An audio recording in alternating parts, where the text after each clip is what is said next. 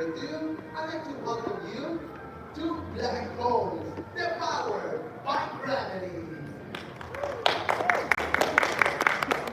Good. Now, first things first, what is a black hole? A black hole is an area in space in which gravity is so strong, not even light can escape it. And light is the fastest thing that we know of. It travels at about 186,000 miles per second, or 299,792,458 meters per second, or 671 million miles per hour, or just really fast. Okay, trust me, those numbers took me a long time to remember. And even then, it cannot escape a black hole.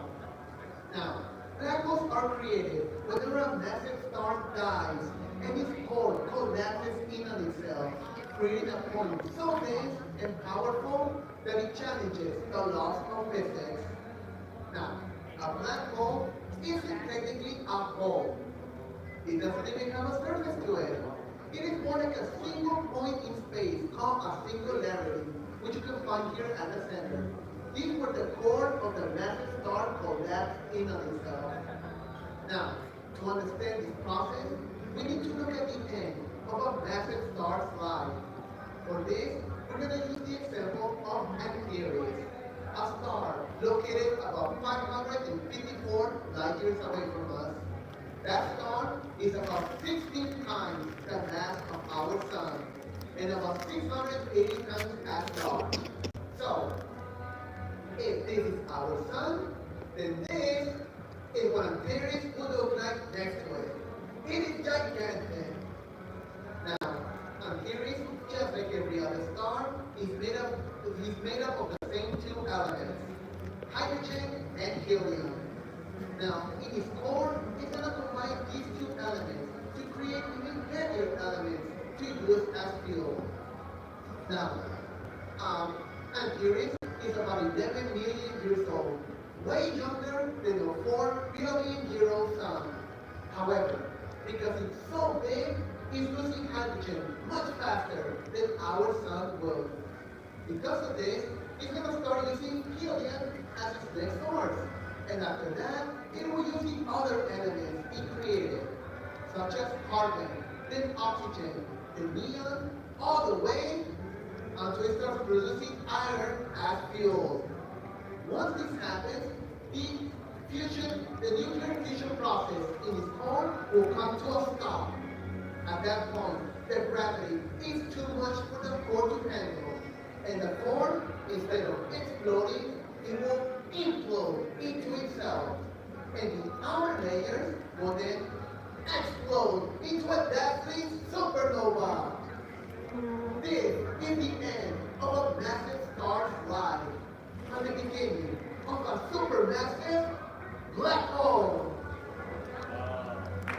Black hole!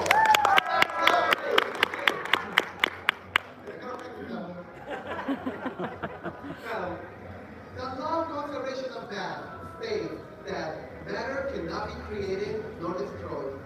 So where did it all go? It didn't go anywhere. It was just all condensed into that little point. And if you were to take just a teaspoon of this supermassive black hole matter, it would weigh about 1 trillion tons. Or, to give you another perspective, about 200 billion elephants. Just 1 teaspoon of this matter. Now, NASA believes that there's a supermassive black hole in the center of every galaxy. So let's take a look at some of those black holes and their size compared to our sun.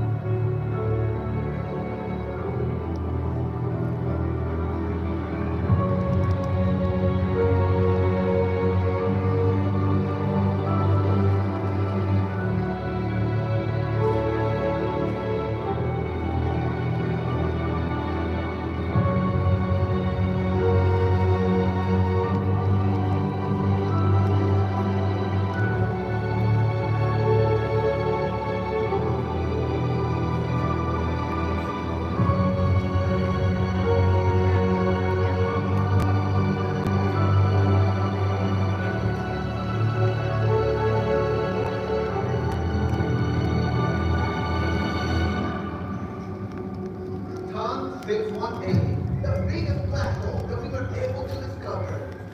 Isn't it amazing to think that these monstrous behemoths actually exist in our universe? But did you guys know that one of these actually lives in our own backyard? Meet Sagittarius A star, the supermassive black hole in the middle of our Milky Way. Now, I know what you might be thinking. Isn't this thing dangerous? I mean, what if one day it starts growing bigger and bigger and it starts eating all the solar systems in our galaxy until eventually comes to ours and starts devouring all of the planets like they were big balls in a spaghetti ball? Wouldn't that be amazing? Well, don't worry. Black holes, contrary to popular belief, they don't actually suck everything into them. Just like a star, you have to be close to them for the gravity to influence us as well. Now, you also might be thinking, aren't we better off without a black hole in the middle of the Milky Way? Well, if it wasn't for that black hole, all the solar systems that make up the Milky Way would have nothing to hold them in place, and they would just fly into space. So black holes actually help keep the galaxies in place. And we also know that there's millions of stars in our neighboring galaxies. But could one of them actually turn into a black hole and endanger us?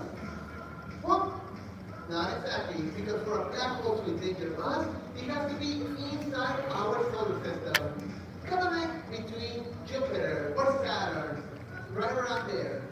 Luckily, there are no stars in that place big enough to become a massive black hole.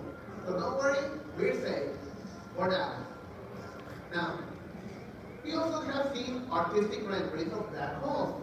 And the reason is because it's really hard to take a photograph of them. So far, we've only taken 2 confirmed pictures. The reason is because their size is very small compared to their mass. Also because they absorb all of the light that comes close to them. Up to this point, we've only been able to detect black holes based on the way they shift the light from other stars. This is how we got this smiley face in this picture taken by the Hubble Space Telescope. Now, the only confirmed pictures we have of black holes were taken by the Event Horizon Telescope. These are 8 radio telescopes located across the world in Greenland, Hawaii, and Antarctica. They're working together as if they were one giant Earth-sized telescope. And the pictures that they took were these 2. We have the picture of M87 star, and that picture took 10 years to take. On the other side, we have Sagittarius A star, the one in the middle of our Milky Way. So, this is it. This is as good as it gets for now. Hopefully, as technology progresses, we're going to have better and better pictures of black holes, so we can better understand them. Now, we have talked about what black holes are, where they come from. But has anyone ever wondered what is it like to get close to one of them? Wouldn't it be fun to be stretched out like you see right here, this ball of light? Well, for this, we're going to have a small demonstration of something that NASA likes to call magnification. For this, I will need 3 volunteers to come on up. Would anyone like to join me? Absolutely, sir. Come on up. Anyone else? What about you? Absolutely. Come on up now. Come on up. And 3. Perfect. Wonderful. You're so interesting. Glad. But that's something for you. You're going to be our black hole! Yay! Now, for our next volunteer, we have nothing extra. You're going to be our astronaut for a moment. Now, one day, our astronaut was flying in space. Suddenly, he found a black hole. And as he started getting closer and closer to the black hole, the event horizon, which is the outer layers of the black hole, will start pulling him in. So, Let's try this. Over here. And then hold on to it. Now, get it close to the pole. Oh yeah, stretch it. Oh yeah, there we go. Look at that. And because of something called time dilation, you can experience this in slow motion. Wouldn't that be fun? Okay. Thank you guys for coming. Thank you for volunteers. Thank you, sir. Thank you, guys.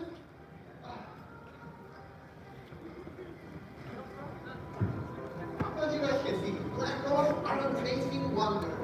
Sure, they're dangerous, a little bit scary, but they help keep us very balanced in the universe. And without them, our galaxy wouldn't be able to exist. Right now, there's still so many questions we have about them. Until a couple of decades ago, black holes were thought to be only a theory, and now we know they're actually real. So who knows? Maybe someday we will also find our wormhole. So as we keep exploring through space, I'd like to thank you guys for coming over to learn about this wonderful phenomenon. If you have any questions, I'll be by your side, and hope the rest of your day is out of this world.